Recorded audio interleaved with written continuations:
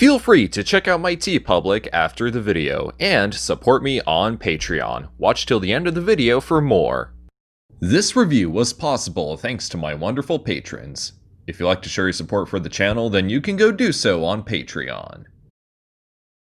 I remember being in middle school and there was this person I became good friends with. I was a little bit into anime at the time. I've only seen a little bit of Dragon Ball Z and Pokemon and a good chunk of Urusei Yatsura. Other than that, that was pretty much it. And one day this friend asks if I've ever heard of Neon Genesis Evangelion.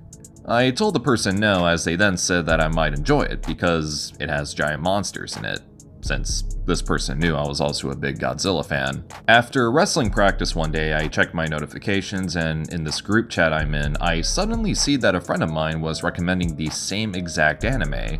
I, like everyone else in the group chat, knew next to nothing about anime, yet our interest in the genre of kaiju eiga made it somehow appealing to us. So about an hour, 7 computer viruses, and 100 hentai ads later, I finally start watching Neon Genesis Evangelion, and I thoroughly enjoyed it.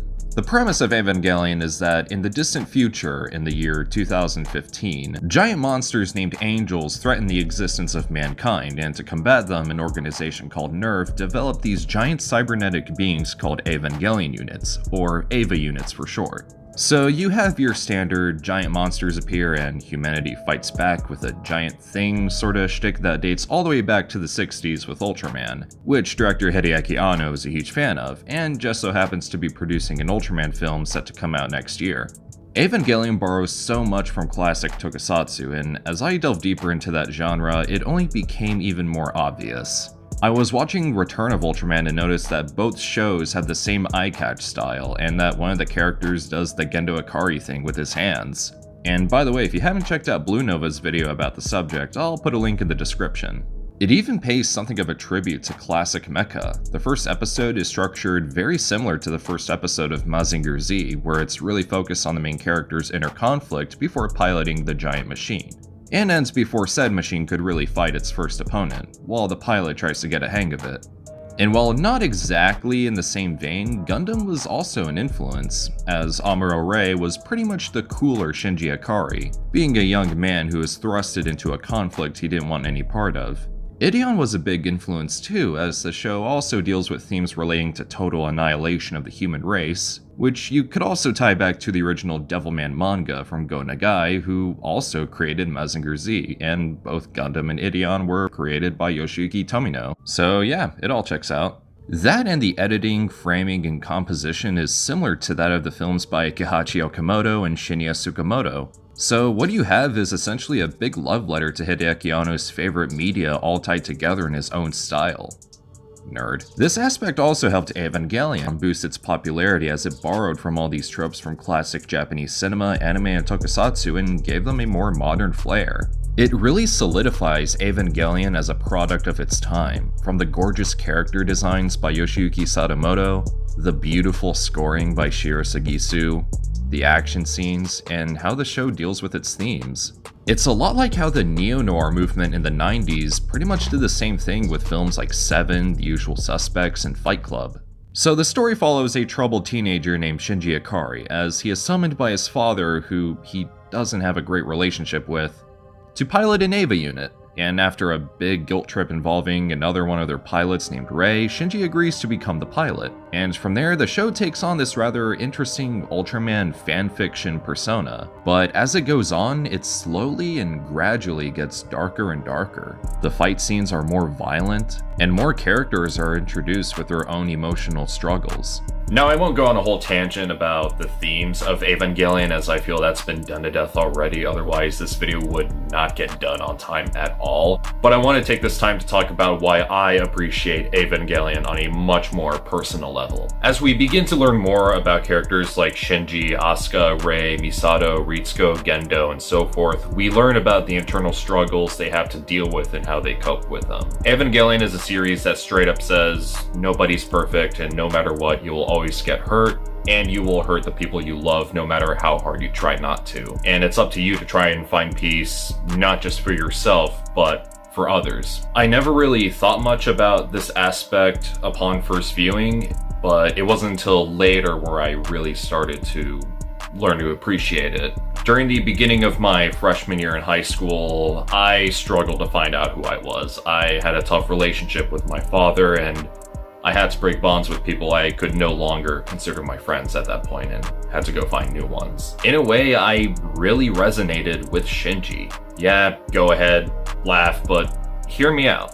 He was forced into a world he no longer wanted any part in. But as he is developing as a character, he learns that running away from his problems or just flat out ignoring them isn't going to solve anything. During this time of my life, I just hated everything. I always felt so down despite being skilled in both academics and athletics. I just felt like I wanted a big break from everything, do my own thing, just no one can tell me what to do, fuck the world, all that kind of stuff.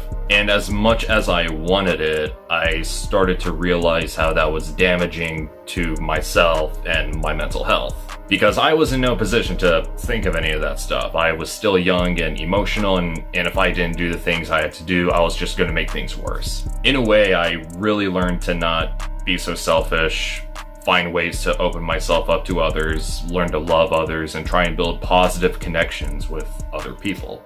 And this theme of learning to become a better person is what makes Evangelion an amazing series, to me at least. You have these characters who are all haunted by either their mistakes or things beyond their circles of control, and eventually learn to cope with and come to terms with it.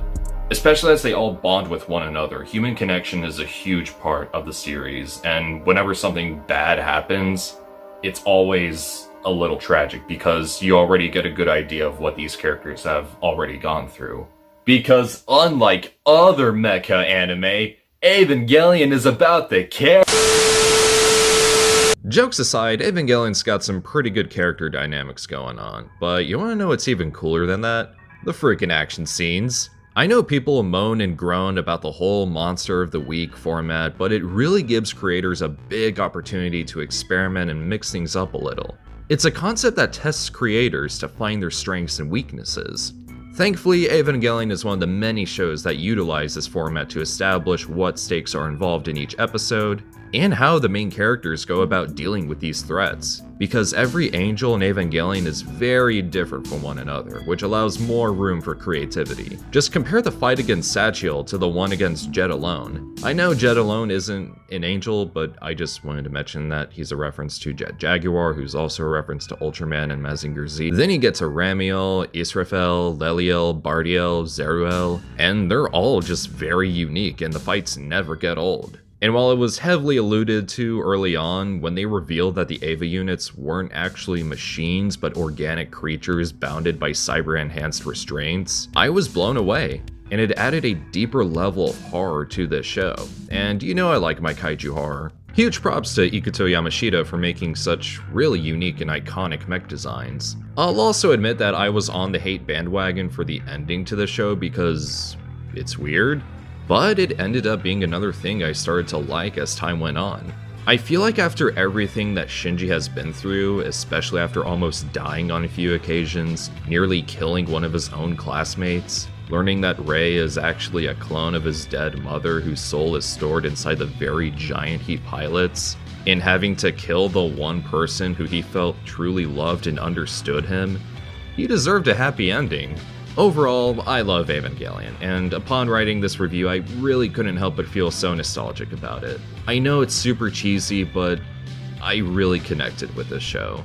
Like, that connection is so deep that it really helped shape who I am today, and I honestly don't know where I'd be without it. Now that this series is 25 years old, I figured that I'd spill my guts and pay my respects to it. And don't worry, my review on End of Evangelion won't be as wishy-washy. And if you've listened up to this point, I cannot help but thank you all for your support. It truly means a lot to me. Like, this year has been so wild that I feel like doing these videos have become my absolute favorite thing to do. And I honestly did not expect to get this far, so if you're any of my Patreon supporters listed here, I am beyond grateful for your support. And if you like what you see and you want to financially support the channel, then you can go do so on my Patreon for as little as $1. Other than that, you can also get early access to videos, exclusive content, commissioned video requests, and a t-shirt of your choice from my TeePublic.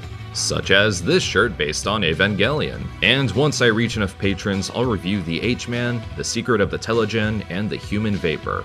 So if that's something you'd like to see, then go support me on Patreon. I also want to give a very special thank you to Paula O'Keefe for becoming a new patron, and making the Yokai Monsters Trilogy review possible. Other than that, feel free to like, share, comment, subscribe, all that good stuff, and this is TitanGoji, signing off.